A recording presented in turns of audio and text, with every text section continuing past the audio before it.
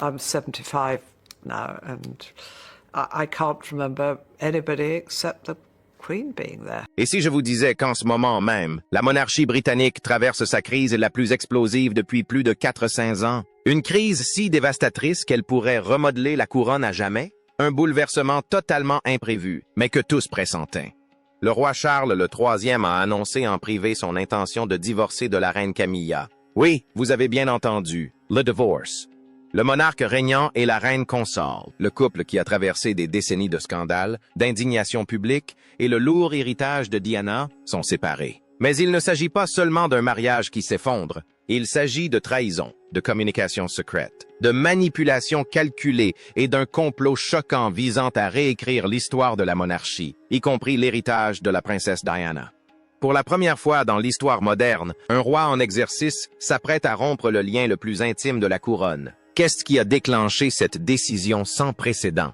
La réponse vous laissera sans voix. Restez avec moi, car ce que vous allez découvrir dépasse largement le cadre des intrigues de palais. Il est question de pouvoir, de tromperie et d'un règlement de compte royal qui change tout. Mais d'abord, laissez-moi vous emmener au cœur de l'événement, la révélation royale. Imaginez la scène. Il est 9h15 précise, par une matinée grise à Londres. Derrière les portes imposantes de Clarence House, une session d'urgence a été convoquée dans le plus grand secret. Qui est dans la pièce? Les plus proches conseillers juridiques du roi, 2 courtisans de haut rang, le visage blême, et le secrétaire particulier du roi, serrant contre lui un dossier portant l'inscription en lettres rouges. Affaires intérieures confidentielles. L'atmosphère est lourde. On pourrait entendre une mouche voler. Puis, le roi Charles III, tremblant visiblement, la voix brisée par l'émotion, prononce les mots qui résonneront à travers l'histoire. « J'ai l'intention de me séparer de la reine Camilla. » Pouvez-vous imaginer ce moment? Le silence qui a dû suivre. Des témoins disent que ses mains tremblaient lorsqu'il parlait. Ses yeux, rouges et épuisés, peinaillent à croiser ceux de ses conseillers. Ce n'était pas une décision prise à la légère. Cet homme, au bord de l'effondrement émotionnel, était contraint de choisir entre sa femme et sa couronne. Et voici ce qui rend la chose encore plus choquante.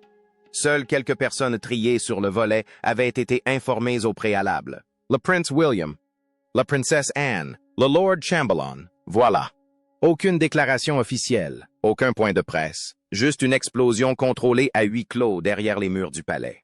D'après un conseiller principal présent sur les lieux, Charles a tenu des propos qui entreront tous ceux qui les ont entendus. La situation est devenue intenable. La confiance est rompue. Vous vous demandez peut-être ce qui a bien pu pousser un roi à divorcer de sa reine. Il s'agit d'un homme qui a passé 30 ans à défendre Camilla, qui a enduré la haine du public, qui a mis sa réputation en péril, qui a patiemment reconstruit son image, la faisant passer de maîtresse royale à reine consort. Qu'est-ce qui a pu briser ce lien de façon si radicale? La réponse se trouve dans un dossier, un rapport de renseignement accablant remis seulement 8 jours avant cette rencontre fatidique. Rédigé par des enquêteurs internes du palais, il détaillait des activités non autorisées, des communications secrètes et des manipulations médiatiques directement liées à Camilla.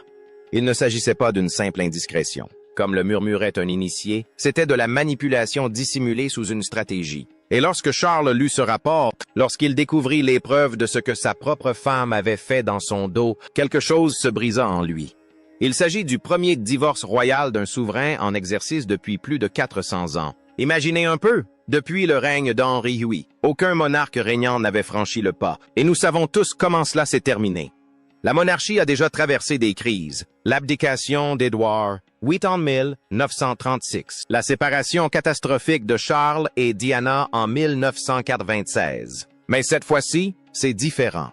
Cela survient à un moment où la couronne est déjà soumise à un examen minutieux de la part du public, où la confiance dans l'institution est plus que jamais mise à l'épreuve. Pour Charles, ce moment n'est pas seulement personnel. Il est historique. C'est constitutionnel. C'est existentiel. Mais qu'a fait Camilla exactement? Que contenait ce rapport de renseignement qui a fait basculer le roi? Plongeons au cœur de la trahison qui a fait tomber la couronne. La trahison qui a brisé la couronne. Tout a commencé innocemment, du moins en apparence. Palisade procédait à la vérification habituelle des demandes de la presse, une procédure standard, rien d'inhabituel. Mais soudain, quelque chose attira leur attention. Une série de questions inhabituellement détaillées posées par un biographe royal renommé. Des questions trop précises, trop pointues, trop documentées. L'alerte a été immédiate. Après des fouilles discrètes, et croyez-moi, quand la sécurité du palais se met à enquêter, elle ne plaisante pas. Ils ont découvert quelque chose d'explosif. La reine Camilla était en contact direct avec cet auteur, et il ne s'agissait pas d'une simple conversation. Ce biographe travaillait, semble-t-il, sur un nouvel ouvrage destiné à bouleverser complètement le récit royal. Réécrire l'histoire elle-même. Les premières versions de cette biographie contenaient, semble-t-il, des portraits modifiés de la princesse Diana, du prince William et de la princesse Catherine. Incroyable. Diana, la princesse du peuple, adulée dans le monde entier, était présentée sous un jour négatif. Et Camilla, on la présentait comme une force modernisatrice incomprise, injustement diffamée. Pire encore, les enquêteurs ont également découvert les comptes rendus de 3 réunions privées entre Camilla et un dirigeant de médias étrangers de premier plan. Ces réunions, totalement occultées dans les agendas royaux officiels, se sont déroulées sur une période de 6 semaines dans une propriété tenue secrète à Mayfair, l'un des quartiers les plus huppés de Londres. De quoi discutait-il lors de ces réunions secrètes? Combien de temps le roi pourra-t-il encore tenir un palais en pleine révolte? La reine Camilla se retrouve aujourd'hui au cœur d'une tempête sans précédent dans l'histoire royale moderne. Buckingham Palace, d'ordinaire forteresse d'ordre et de rigueur, est au contraire en proie au chaos. Ce qui n'était au départ que de timides murmures dans les couloirs s'est mué en un acte de défiance ouvert. Une mutinerie au sein du personnel menace d'ébranler les fondements mêmes de la monarchie. Des sources internes révèlent que la loyauté des serviteurs du palais, autrefois inconditionnelle et automatique, s'est fissurée. Un nombre croissant d'entre eux refusent de servir la reine consort et cette rébellion silencieuse ne montre aucun signe d'apaisement. D'après des sources proches de la famille royale, cette protestation n'est pas fortuite. Elle serait une réponse directe aux humiliations délibérées infligées à Catherine, princesse de Galles, selon le personnel. Il ne s'agit pas d'incidents isolés, mais d'une série d'actions qui ont laissé des traces trop profondes pour être ignorées. Il en résulte un soulèvement discret, mais puissant, mené non par des cris ou des banderoles, mais par de petits actes de résistance persistants. Au début, les signes étaient presque imperceptibles. Un serviteur qui se tenait auparavant aux côtés de Camilla s'excusait soudainement au moment où elle prenait un verre. Un majordome de confiance, présent depuis des décennies, disparaissait de la pièce dès son entrée. Les portes qui auraient dû s'ouvrir instantanément restaient closes juste assez longtemps pour rendre sa présence gênante. Le thé de l'après-midi arrivait en retard. Le vin du soir disparaissait complètement. Les tâches, autrefois accomplies avec une précision militaire, étaient désormais délibérément retardées, perturbées ou abandonnées. Dans une maison royale où le service est d'une régularité horlogère, de tels dysfonctionnements ne sont pas de simples accidents. Ce sont des prises de position. C'est une rébellion faite de 1000 petites actions, expliquait un ancien valet de pied toujours en contact avec le personnel actuel. Aucune erreur ne peut entraîner un licenciement. Mais quand des dizaines de personnes agissent de la même manière, le message est sans équivoque. Le respect a disparu. Et sans respect, elle n'a rien. Les murmures qui parcouraient les cuisines, les couloirs et les quartiers des domestiques révélaient la profondeur de la blessure. Les servantes chuchotaient une trahison impardonnable. Un valet de pied décrivait à voix basse le traitement infligé à Catherine par la reine consort comme irrémédiablement perdu. Même les membres les plus aguerris de la famille royale, ceux qui avaient déjà traversé des divorces, des scandales et des tempêtes ayant secoué la maison de Windsor, avouant que ce moment est différent. Une aînée de la famille royale aurait pris la parole d'une voix basse mais ferme. Elle a échangé quelques mots avec la princesse. Il y a une limite à ne pas franchir. Cette limite, jadis sacrée et tacite, a été brisée. Et tous au palais savent ce que cela signifie. Le personnel n'a plus besoin de s'expliquer. Il suffit d'évoquer les épisodes avec Catherine. Personne ne souhaite en parler ouvertement, mais chaque domestique en connaît les détails. Le silence collectif qui entoure ces événements ne fait qu'amplifier leur gravité, renforçant le sentiment qu'un événement irréversible s'est produit. Pour la monarchie, il s'agit de bien plus qu'un simple désagrément interne. De hauts responsables admettent que le fonctionnement du palais est quasiment paralysé.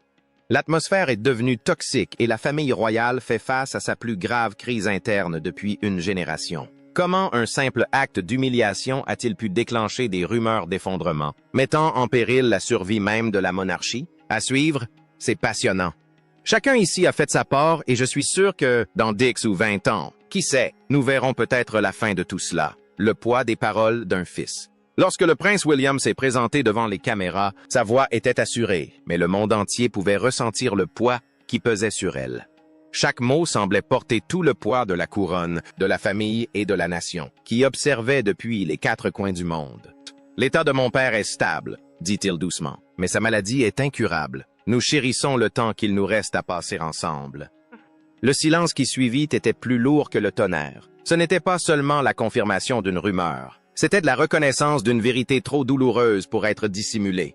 Devant Buckingham Palace, la tristesse et l'incrédulité se mêlaient. Des milliers de personnes s'étaient rassemblées, serrées les unes contre les autres dans la fraîcheur d'un après-midi gris, serrant contre elles des fleurs, des bougies et des téléphones qui diffusaient en boucle l'instant. Certains priaient en silence. D'autres restaient plantés devant les fenêtres du palais, espérant un mouvement, une ombre, n'importe quoi. Les journalistes se massaient le long de l'esplanade comme des sentinelles. Leurs appareils photos étaient rivés sur le balcon qui avait vu tant de saluts royaux, désormais dissimulés derrière des rideaux de velours. Par-delà les océans, les gros titres ont fait la une. Le ton des présentateurs est passé des spéculations à la tristesse. Les mots « incurable » et « précieux » ont résonné à travers les fuseaux horaires, deux mots qui ont transformé la façon dont le monde percevait son monarque. Depuis des mois, des rumeurs circulaient. Le roi Charles, atteint d'un cancer diagnostiqué début 2024, avait continué d'assumer ses fonctions, participant à des réunions, accueillant des ambassadeurs et maintenant le calme public qui caractérisait son règne. Mais ceux qui le côtoyaient en privé percevaient le changement. Les mouvements plus lents, les pauses plus longues, la fatigue qu'aucun sourire public ne pouvait dissimuler. Ce n'était pas la première fois que le roi affrontait la douleur avec une telle dignité silencieuse. Dans sa jeunesse, Charles était l'incarnation même de la force et de la détermination. Il se levait avant l'aube, chevauchait des heures durant dans l'air humide écossais et trouvait la paix dans la simplicité de la terre et de sa selle. Son dévouement au polo et à la campagne était légendaire, non par loisir, mais comme preuve d'endurance. Pour lui, la santé était une discipline et la résilience un devoir. Mais le temps, implacable, a commencé à mettre cette discipline à l'épreuve. Les opérations et les blessures se sont succédées. L'opération du genou en 1998, la réparation d'une hernie en 2003, puis les interventions mineures des années suivantes. À chaque fois, il apparaissait souriant, serrant la main des infirmières et saluant les photographes, déterminé à montrer que le corps pouvait céder sans pour autant se soumettre. Pourtant, ses proches commençaient à percevoir un changement discret, une réflexion plus profonde sur la fragilité, sur l'héritage, sur les limites de la force elle-même. À présent, face au Chimera, cet héritage semblait se dresser derrière lui, Fear, marqué par le temps, intact. Le roi qui, Jadis, avait joué malgré la douleur, inspirait désormais un fils qui s'exprimait avec le cœur brisé. La monarchie avait toujours été synonyme d'endurance, de garder la tête haute quelles que soient les épreuves. Mais cette fois, même l'endurance avait un prix. Tandis que le palais demeurait immobile sous le ciel de novembre, la Grande-Bretagne, partagée entre gratitude et chagrin, attendait, se demandant combien de temps durerait encore ce silence. Mais lorsque celui-ci sera enfin rompu, marquera-t-il la fin d'un règne ou le début d'une période de remise en question au sein de la couronne? Affaire à suivre. Procédure judiciaire en cours. 72 heures seulement après l'annonce privée du roi Charles, le Conseil royal juridique s'est réuni en session d'urgence pour entamer la tâche inédite de dissoudre le mariage d'un monarque. Le principal avocat, Sir Gavin Morland, l'un des constitutionnalistes les plus respectés de Grande-Bretagne, a été chargé d'explorer un terrain juridique inexploré depuis des siècles. Les termes en cours de rédaction sont d'une complexité extraordinaire. Ils doivent aborder la question des titres, du logement, de l'accès aux fonds royaux, des responsabilités publiques et des implications successorales. Il ne s'agit pas d'un simple divorce, mais d'un casse-tête constitutionnel sans précédent dans l'histoire moderne. C'est en effet la première fois depuis la loi sur les mariages royaux de 1772 que des conseillers juridiques interprètent une procédure de divorce pour un souverain régnant. Le projet actuel permettrait à Camilla de conserver le titre de reine consort émérite, une désignation honorifique qui sonne bien, mais qui n'a absolument aucun poids politique ni droit de succession. C'est en somme un titre sans pouvoir, un nom vide de sens. Plus important encore, Camilla serait privée d'accès aux fonds du duché de Cornouailles, ces vastes domaines qui assurent les revenus de la famille royale. Elle perdrait également ses privilèges liés au domaine de la couronne, la coupant ainsi de l'infrastructure financière qui soutenait son train de vie royal. Son logement serait définitivement installé à Raymell House, qui, point crucial, n'est pas une résidence royale officielle.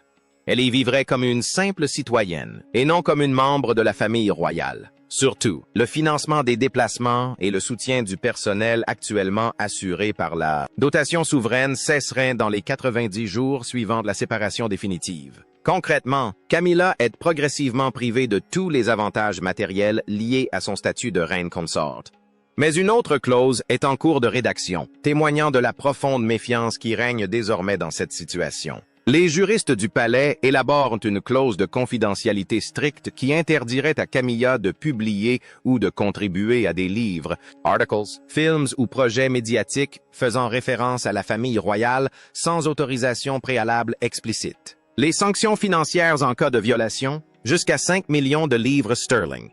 Cette clause aurait été exigée par le prince William lui-même. Selon une source proche de son équipe de communication, il ne s'agit plus de réécrire l'histoire à son avantage. Charles, d'après ses conseillers, se montre coopératif mais reste émotionnellement fragile tout au long de ce processus.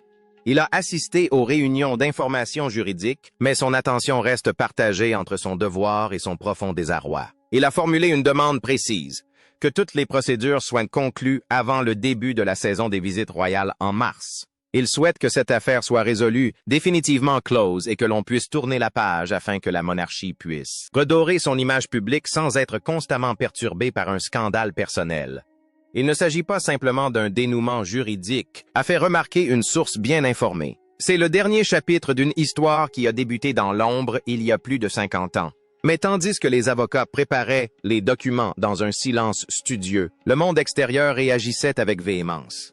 Aux yeux du public, le verdict fut sans appel et le souvenir de Diana résonna avec force dans les couloirs de Windsor. L'annonce, ou plutôt la fuite, de la séparation imminente de Charles et Camilla provoqua un véritable séisme culturel. En quelques heures, le hashtag Diana avait raison devint viral dans 48 pays. L'événement a fait la une des journaux de Londres à Sydney, de Toronto à Mumbai. Les réseaux sociaux se sont enflammés, entre soulagement, colère et un sentiment collectif de « on vous l'avait bien dit ». On a notamment vu circuler des vidéos de la fameuse interview de Diana pour Panorama en 1995, où elle a prononcé cette phrase glaçante et inoubliable. Nous étions 3 dans ce mariage, c'était donc un peu serré, et la publication a été partagée plus de 30 millions de fois en seulement 3 jours. C'était comme si le monde entier avait appuyé sur le bouton « Remonter le temps ». Et cette fois, la vérité de Diana résonnait sans résistance, sans déformation, sans que personne n'essaye de la faire taire. Un sondage YouGov réalisé 24 heures seulement après l'annonce de la séparation a révélé des chiffres stupéfiants. 81% des Britanniques approuvaient la décision du roi de se séparer de ses titres royaux. Plus révélateur encore, 67% estimaient que Camilla devait être déchue de tous ses titres. Les médias, d'ordinaire prudents, diplomates et mesurés dans leur traitement des affaires royales, publièrent des éditoriaux audacieux proclamant ce moment comme la réhabilitation posthume de Diana. Les journaux qui l'avaient jadis vilipendée, qui l'avaient tenue responsable de l'échec de son mariage, la célébraient désormais comme une voix dissidente, réduite au silence trop tôt. Même la BBC, critiquée pour avoir instrumentalisé Diana lors de la controverse de l'interview de Bashir, diffuse un documentaire hommage 3 jours seulement après l'annonce. Le message était clair. La princesse Diana avait eu raison depuis le début. Des voix se sont élevées publiquement pour réclamer la restitution des distinctions honorifiques de Diana. Des députés des 2 principaux partis ont évoqué la possibilité de faire du 31 août, date de sa mort tragique en 1997, une journée nationale du souvenir. Un projet de statut commémoratif, longtemps bloqué par des querelles internes à la famille royale et des hésitations politiques, a été soudainement relancé grâce à de nouveaux financements publics. L'image de Diana était en train d'être réhabilitée, non seulement culturellement, mais aussi officiellement. Pour William et Harry, toujours en froid et aux prises avec leurs relations complexes, ce moment représentait une convergence unique. Si Harry est resté silencieux publiquement, des sources affirment qu'il a envoyé un message privé à William, quelques mots seulement. Elle nous a prévenus. Tu fais le bon choix. L'élan de sympathie internationale envers l'héritage de Diana a profondément transformé non seulement le récit de ce divorce, mais aussi l'histoire de la famille royale sur plusieurs décennies. Celle qui avait été qualifiée de problème était devenue le pilier, le centre moral, la référence à l'aune de laquelle tous les autres seraient jugés. Et Camilla, jadis lentement et douloureusement réhabilitée, grâce à des années de relations publiques savamment orchestrées, s'effondrait sous le poids de son propre passé. Au sein du palais, le message était sans équivoque. L'opinion publique avait tranché. L'entreprise devait désormais agir vite, s'adapter, se restructurer, montrer au monde entier qu'elle avait bien compris le message, sous peine d'être rattrapée par un passé qu'elle avait si longtemps tenté d'occulter. Restructuration de la Maison royale. Face aux trahisons internes et aux bouleversements extérieurs qui secouent la monarchie, le bureau du Lord Chambellan a entrepris une restructuration d'urgence. Les changements ont été rapides, décisifs, voire impitoyables. En une semaine, plus de 22 membres du personnel ont été réaffectés, notamment au sein des équipes de communication et de secrétariat particulier de Camilla. Son bureau personnel au sein du palais de Buckingham, l'espace physique qui symbolisait sa présence institutionnelle, a été fermé. Sa plaque nominative a été discrètement retirée. Sans annonce, sans cérémonie, juste une disparition. À sa place, une nouvelle division fut créée sous l'autorité du chef de cabinet de Guillaume. Le symbolisme était on ne peut plus clair. L'influence passait de la reine à l'héritier, de la vision de Camilla à l'avenir de Guillaume. Deux des plus proches conseillers de William, Simon Case et Rebecca Priestley, furent promus au sein de l'équipe de planification du roi Charles. Cette mesure fusionna de fait les sphères d'influence du père et du fils, créant ainsi une structure de commandement unifiée. Ce changement marqua une transformation profonde du fonctionnement de la monarchie. Charles conserve le rôle cérémoniel, la couronne, les apparences et le rôle constitutionnel. Mais le fonctionnement concret de la monarchie, il est désormais entre les mains de William. Comme l'a dit un initié, le monarque reste Charles, mais la monarchie est désormais gérée par William. Plusieurs événements importants à venir ont été restructurés afin de mettre en avant la stabilité de la famille royale et son noyau de confiance. La princesse Anne a été confirmée à la tête du dîner de gala du Commonwealth, un événement diplomatique prestigieux auquel, traditionnellement, la reine consorte aurait participé. La princesse Catherine a été choisie pour accueillir le sommet international des enfants, un rôle initialement prévu pour Camilla. L'implication de Kate envoie un message fort quant aux personnes auxquelles l'institution fait confiance pour représenter ses valeurs. Le prince Edward et Sophie ont été investis de rôles cérémoniels plus importants, formant un noyau visible de membres de la famille royale de confiance. L'absence de Camilla, autrefois impensable, autrefois soigneusement gérée et expliquée, relève désormais du simple protocole. Comme prévu, et sans doute le changement le plus symbolique de tous, il concernait la galerie des portraits de la famille royale à l'intérieur du palais de Buckingham. Les portraits ont été discrètement réorganisés. Celui de Camilla, autrefois placé en évidence aux côtés de Charles, a été déplacé à un emplacement beaucoup moins visible, dissimulé là où peu le remarqueraient. À sa place, un portrait en pie de Diana, initialement dévoilé discrètement en 2022, a été placé à côté des photos de William, Kate et leurs enfants. C'était plus qu'une simple opération de communication. C'était une prise de position. La monarchie renoue avec ses fondements. Des fondements qui ne reposent ni sur la préservation de titres controversés, ni sur la protection de figures problématiques, mais sur la confiance, le service et la volonté du peuple. Cependant, la structure seule ne garantit pas la stabilité. Alors même que le palais se préparait à cette nouvelle ère, une question cruciale planait sur tout. Une question susceptible de bouleverser la monarchie britannique plus radicalement que tout ce que nous avons abordé jusqu'ici. Charles III resterait-il sur le trône? La couronne survivrait-elle à un nouveau scandale? Ce divorce marque la deuxième fois dans la vie du roi Charles, le troisième qu'un de ses mariages s'effondre sous le regard attentif du monde entier. Mais cette fois, c'est fondamentalement différent. Cette fois, c'est lui qui porte la couronne. Face à une humiliation personnelle sans précédent et à une crise institutionnelle, des rumeurs d'abdication commencent à circuler. Non seulement dans la presse à sensation, mais aussi au Parlement, dans les clubs privés et dans les bureaux du gouvernement. Bien qu'aucune annonce officielle n'ait été faite, plusieurs conseillers pensent, en privé, que Charles envisage de se retirer d'ici 2026, évoquant une pression émotionnelle intense et une perte de confiance du public. Les conséquences constitutionnelles seraient considérables. Si Charles abdiquait, cela déclencherait une transition rapide vers le trône, avec le prince William comme roi et Catherine comme reine consort. Selon de récents sondages, cette transition bénéficierait d'un soutien massif de la part du public britannique. En effet, un sondage Ipsos révèle que 73% des personnes interrogées seraient favorables à une succession maîtrisée dans les 2 prochaines années. Il ne s'agit donc pas d'un simple soutien majoritaire. C'est un mandat. Des réunions préparatoires discrètes ont déjà eu lieu entre l'archevêque de Canterbury, de hauts responsables du gouvernement et le palais de Kensington. Ils n'envisagent pas ouvertement d'abdiquer, mais ils se préparent assurément à cette éventualité. Que Charles choisisse de rester ou de se retirer, la monarchie a subi une transformation irréversible. La chute de Camilla a redéfini les limites de la légitimité au sein de l'institution. L'ancien discours sur le pardon, la second chance, la réécriture de l'histoire et la manipulation médiatique s'est complètement effondré. Ce qui subsiste, c'est une monarchie reconstruite sur l'héritage de 3 piliers fondamentaux. Le devoir, la volonté du peuple et... L'héritage de Diana n'est plus seulement une ombre planant sur la famille, il est devenu la norme à l'aune de laquelle chacun est jugé. L'étalon d'authenticité et d'honneur. Et William, il n'est plus seulement un prince héritier, il est un souverain dans l'âme, l'incarnation de ce que la monarchie doit devenir. Pour Camilla, il n'y a pas de retour en arrière. Son rôle est terminé, son image est détruite. Son héritage, si tant est qu'il en ait eu un, est réduit à néant. Pour Charles, le choix est d'une simplicité déchirante et d'une difficulté insurmontable. Préserver le trône par la succession ou tenter de sauver sa dignité personnelle, seul au sommet de l'État. L'époque des compromis de palais, des scandales savamment orchestrés, des campagnes de réhabilitation médiatique et de la protection de l'indéfendable est révolue. Un nouveau chapitre s'ouvre et, avec lui, la maison de Windsor renaît, sous le feu des critiques. À travers le scandale, mais peut-être enfin du bon côté de l'histoire, le changement de couronne.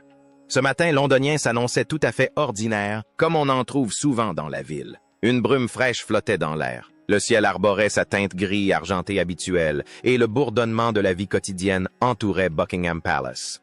Les gardes royaux, immobiles dans leurs manteaux écarlates, le visage figé comme la pierre, se tenaient là. L'horloge du palais sonna son carillon habituel, résonnant avec une précision nette dans la cour. À l'intérieur, les courtisans se déplaçaient avec grâce dans les salles de marbre, leurs pas calmes se fondant dans le rythme silencieux du devoir.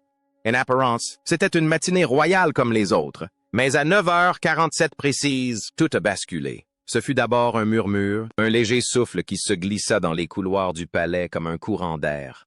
Au début, personne ne voulait y croire. Un majordome s'arrêta net, une femme de chambre laissa tomber son plateau, et un aide fixa le sol d'un air absent. Le silence qui suivit était presque irréel. Alors, les mots que personne n'aurait imaginés furent prononcés à haute voix, tremblants et tranchants. Le roi est malade. En un instant, le palais, qui avait toujours paru inébranlable, se transforma en un véritable chaos. Les gardes, d'ordinaire si majestueux, se mirent à courir. Les portes dorées, symboles d'élégance et de tradition, claquèrent avec fracas. Des cortèges apparurent comme par magie, des voitures noires filant à toute allure dans la cour, tandis que les portières claquaient et que des voix s'élevaient. Confuses. L'air était chargé de tension. Les téléphones sonnaient sans cesse. Des messages se transmettaient à voix basse d'une main tremblante à l'autre. Le calme avait fait place à une atmosphère bien plus sombre. Derrière ces murs de pierre séculaire, une peur palpable annonçait la tempête qui se préparait. À midi, le monde en eut un premier aperçu. Le communiqué officiel de la famille royale est arrivé. Bref, froid et énigmatique. Sa Majesté est sous surveillance médicale suite à des complications liées à son traitement. C'est tout. Pas de photos rassurantes, pas de médecin souriant, pas de salut royal depuis le balcon d'un hôpital. Juste une simple phrase, et puis le silence. Mais ce silence était assourdissant. Partout en Grande-Bretagne, il résonnait dans les salons, les bureaux et les rues bondées. Les présentateurs de journaux télévisés bafouillaient. Des journalistes campaient devant les portes du palais, et des millions de personnes murmuraient la même question lancinante. Qu'arrive-t-il au roi? Les grandes salles, jadis emplies de rires et de cérémonies, étaient désormais silencieuses, hormis l'écho de pas pressés et le murmure des prières murmurées par des cœurs anxieux. Dehors, la foule grossissait, se pressant contre les grilles. Les visages pâlissaient, empreintes d'inquiétude et de curiosité. Des bougies commencèrent à apparaître sur le trottoir, petites lueurs vacillantes dans le crépuscule naissant. Et entre les murs de ce palais, l'histoire retenait son souffle. À l'intérieur du palais, l'atmosphère s'alourdissait d'heure en heure. Le personnel se déplaçait comme des fantômes, parlant à voix basse, craignant que même les murs ne les entendent. Ils savaient ce que le public ignorait. Il ne s'agissait pas d'une maladie bénigne, ni d'un malaise passager ou d'une fièvre passagère. La situation était grave, terriblement grave. Le roi, celui qui avait attendu le trône toute sa vie, luttait désormais pour s'y maintenir. La couronne, qui avait jadis symbolisé le triomphe, lui semblait maintenant un fardeau trop lourd à porter. Alors que le jour laissait place au soir, le ciel londonien semblait refléter l'atmosphère du palais. Gris, lourd, comme s'il attendait la pluie. La monarchie avait déjà affronté guerre, scandales et tempêtes, mais jamais cela. Jamais une peur aussi soudaine et viscérale, car il ne s'agissait ni de politique ni de pouvoir. Il s'agissait d'un homme, fragile et mortel, accablé par le poids de sa couronne. La journée qui avait commencé dans une dignité sereine s'était achevée dans une incertitude angoissante. L'âge d'or du roi, si longtemps attendu, ne tenait plus qu'à un fil. Alors que minuit approchait, une vérité s'imposait à tous ceux qui chuchotaient dans l'ombre. Le destin de la couronne reposait sur le cœur d'un seul homme, et ce cœur était en train de flancher. Comment le prince William a-t-il trouvé le courage de confirmer cette tragique nouvelle? Comment Charles avait-il vécu le poids de la couronne avant sa maladie? Quel combat silencieux menait-il en coulisses? Découvrons-le. Au sujet de l'héritage disparu d'Élisabeth, la princesse Anne n'a jamais été du genre à adoucir ses propos ni à dissimuler ses sentiments. Pendant des décennies, elle a cultivé la réputation d'être la plus directe des Windsor, une femme qui dit ce qu'elle pense et pour qui la loyauté prime sur les apparences. Et maintenant, suite au décès de sa mère, cette force s'est muée en feu. Son affrontement avec la reine Camilla ne portait pas seulement sur de précieux héritages. Il s'agissait d'héritage, d'histoire, des fondements même de ce que la monarchie prétend représenter. La tempête commença discrètement, au cœur du château de Windsor. Après le décès de la reine Élisabeth II, les archivistes royaux, fidèles à la tradition, entreprirent de la tâche solennelle de cataloguer les biens de la défunte monarque. Ce processus se répétait depuis des siècles après la mort des rois et des reines. Un inventaire minutieux des biens laissés sur place, de ceux appartenant à la couronne et de ceux ayant appartenu à la famille royale, fut réalisé. Mais cette fois, quelque chose clochait. En parcourant les archives, les archivistes découvrirent des lacunes, des absences flagrantes, là où auraient dû se trouver des reliques inestimables. La nouvelle se répandit rapidement parmi un petit nombre de personnes, mais personne n'osa en parler publiquement. Dans un premier temps, Buckingham Palace tente d'étouffer l'affaire. Les officiels refusèrent de commenter, fermèrent les portes et imposèrent le silence. Mais les rumeurs se propagent vite dans les couloirs de la famille royale et elles parviennent rapidement à la personne la moins susceptible de les laisser s'éteindre, la princesse Anne. Partout où elle se tournait, les murmures la suivaient. Des bijoux disparus, des pièces qui s'évaporent, des explications peu convaincantes. Pour une femme qui a consacré sa vie à défendre la mémoire de sa mère, c'était intolérable. Les bijoux en question n'étaient pas de simples ornements. Ils étaient des pièces intégrantes de l'histoire même de la Grande-Bretagne. L'une était une broche en diamant en forme de fleur, offerte à Élisabeth par la reine Victoria la veille de son couronnement, un présent symbolisant la continuité et le devoir. Cette broche avait disparu sans laisser de traces. Une autre était le célèbre collier de saphir et de diamants, un trésor emblématique qu'Élisabeth portait lors des cérémonies officielles. Un joyau qui scintillait, promesse silencieuse de la pérennité du Commonwealth. Désormais, lui aussi avait disparu. Il ne s'agissait pas que de simples pierres précieuses. Ils étaient des fragments tangibles de l'âme de la monarchie. Les perdre, c'était rompre le lien qui unissait les règnes. Sans eux, c'était comme si l'on avait arraché des chapitres de l'histoire nationale. À l'intérieur du palais, la panique était la seule réaction possible. Les ordres tombaient avec une clarté brutale. Le silence devait être absolu. Aucune fuite, aucun aveu, aucun soupçon de scandale n'a filtré. Mais le silence n'a jamais été le genre d'Anne. Lorsqu'elle a confronté Camilla, son calme et apparente masquait une fureur contenue. Ses paroles étaient imprécises, mais elles portaient le poids d'une vie entière de loyauté envers sa mère. Elle n'était pas là pour préserver des réputations ni pour protéger une institution déjà marquée par les crises. Elle était là pour exiger la vérité. Pour Anne, ces bijoux n'étaient pas des possessions à accumuler ou à égarer. Ils étaient des symboles vivants des 70 années de règne d'Élisabeth, des témoignages de sacrifice, de dévouement et de persévérance. À ses yeux, leur disparition était une véritable trahison. Mais quelle trahison plus profonde pourrait ébranler une dynastie? Des bijoux disparus ou une confiance brisée en son sein? À suivre, le coffre-fort dans l'ombre. La révélation ne survint ni en fanfare ni en fracas, mais d'une voix étouffée et pressante, chargée de danger. Le message parvint à Anne hors des murs du château, loin des couloirs de marbre où les murmures commençaient à se resserrer comme un nœud coulant. C'était une voix qu'elle n'avait pas entendue depuis des années, celle de l'ancienne assistante personnelle de Camilla. Son ton était mesuré, chaque mot choisi avec la précaution de désamorcer une bombe. Il ne s'agissait pas de vains ragots ni de spéculation. Ce qu'elle portait était bien plus dangereux. Elle avait des preuves. Avec un calme délibéré, l'ancienne assistante révéla l'existence de quelque chose qui n'aurait jamais dû exister. Un coffre-fort caché. Non pas dans les archives de Windsor ni dans les dépôts secrets du gouvernement, mais à Raymill House, la résidence privée de Camilla dans le Wiltshire. Sous ces murs se cachait une chambre sous surveillance constante, à l'abri de tout contrôle officiel, un coffre-fort dissimulé dans le secret, hors de portée des regards indiscrets. À l'intérieur, explique-t-elle, des reliques inestimables du règne de la reine Élisabeth avaient été mises à l'abri, soustraites au contrôle du palais et conservées dans un lieu privé. Anne resta silencieuse, tandis que les mots résonnaient en elle. Chaque détail était un nouveau coup dur, une pièce du puzzle qui s'emboîtait avec une clarté glaçante. Camilla n'avait pas simplement emprunté ou égaré des objets, comme l'avaient laissé entendre les excuses du palais. Elle les avait retirés. Parmi les trésors prétendument cachés à Raymill figurait l'une des pièces les plus éblouissantes de la couronne, le collier d'émeraudes et de diamants qui avait jadis orné le cou d'Élisabeth, un bijou qui n'avait plus été mentionné dans aucun document officiel depuis son décès en 2022. La dernière fois qu'il avait été aperçu, c'était lors d'un gala diplomatique discret. L'explication de Camilla, selon laquelle les objets étaient simplement conservés en lieu sûr au sein de la famille, n'avait fait qu'attiser les soupçons. Pour Anne, cette phrase sonnait creux. Qui avait donné son autorisation? Où étaient les documents? Et pourquoi des objets appartenant au Crown Collection Trust étaient-ils soudainement traités comme des bijoux privés? Pour Anne, le schéma était sans équivoque. Ce n'était pas un accident, c'était une dissimulation. Mais Anne n'était pas imprudente. Elle ne se confia à personne, ni à Charles, ni même à ses plus proches confidents. Au lieu de cela, elle agit selon son style habituel, soudain, précis, décisif. Elle contacta 2 officiers du commandement de la protection royale, des hommes liés par le silence et la loyauté, des hommes en qui elle avait une confiance absolue. Leurs instructions étaient claires, enquêter sur Raymill House et découvrir la vérité.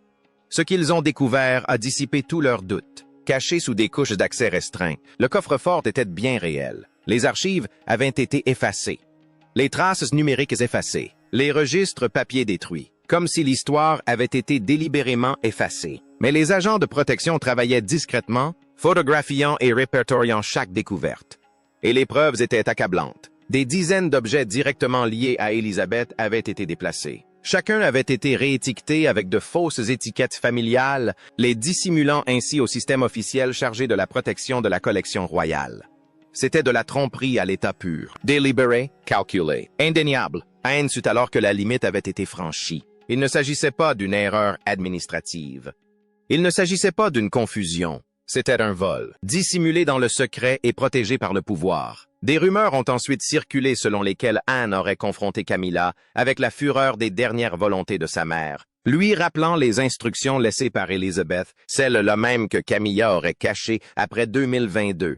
Lorsque la nouvelle du coffre-fort commença à circuler dans les cercles restreints, elle frappa la monarchie comme un séisme silencieux. Pour Anne, la vue de ses colliers d'émeraude, jadis décrit par Élisabeth comme un symbole d'équilibre entre héritage et retenue, réduit à une froide photographie dans un coffre-fort caché, dépouillé de son sens, dépouillé de son contexte, fut une véritable profanation. Mais lorsque les rumeurs concernant le coffre-fort secret de Camilla semèrent de la panique au palais, s'agissait-il d'un simple scandale ou de la plus profonde trahison jamais perpétrée par la monarchie? À suivre. Conclusion et réflexion finale. Alors que Camilla s'éloigne de plus en plus de la sphère royale et que Charles se trouve au bord d'une possible abdication, la monarchie britannique est confrontée à un tournant plus dramatique que jamais. La vérité sur Diana, longtemps enfouie sous des couches de protocole, de révisionnisme et de protection institutionnelle, a fait un retour fracassant au palais avec une force indéniable. William et Catherine bénéficient désormais de la confiance du public. La princesse Anne incarne la couronne dans une tradition et un dévouement inébranlables. Ensemble, ils représentent ce que la monarchie pourrait être, ce qu'elle aurait peut-être toujours dû être. La trahison qui a brisé ce mariage royal a également inauguré une nouvelle ère, une ère qui pourrait enfin privilégier la transparence à la protection, la responsabilité à la gestion de l'image, la vérité au récit soigneusement construit. Dans le silence qui résonne désormais dans les salles ancestrales de Windsor, une vérité demeure absolument certaine. L'ancien ordre royal s'est effondré et il n'y a pas de retour en arrière possible. Mais maintenant, j'aimerais avoir votre avis. Pensez-vous que Charles devrait abdiquer en faveur de William? Croyez-vous que Camilla mérite ce traitement? Ou a-t-elle été injustement désignée comme bouc émissaire? Et qu'en est-il de l'héritage de Diana? A-t-elle enfin obtenu la reconnaissance qu'elle méritait? Partagez vos réflexions dans les commentaires ci-dessous. Engageons la discussion. Si cette vidéo vous a permis de prendre conscience de l'ampleur de cette crise royale, n'hésitez pas à liker et à vous abonner à la chaîne. Nous suivrons chaque développement de ce divorce royal historique. Croyez-moi, l'histoire est loin d'être terminée. La couronne survivra peut-être, mais elle ne sera plus jamais la même. Merci d'avoir regardé. Et n'oubliez pas, dans le jeu des trônes, soit on gagne, soit on disparaît. Et parfois, même les reines tombent.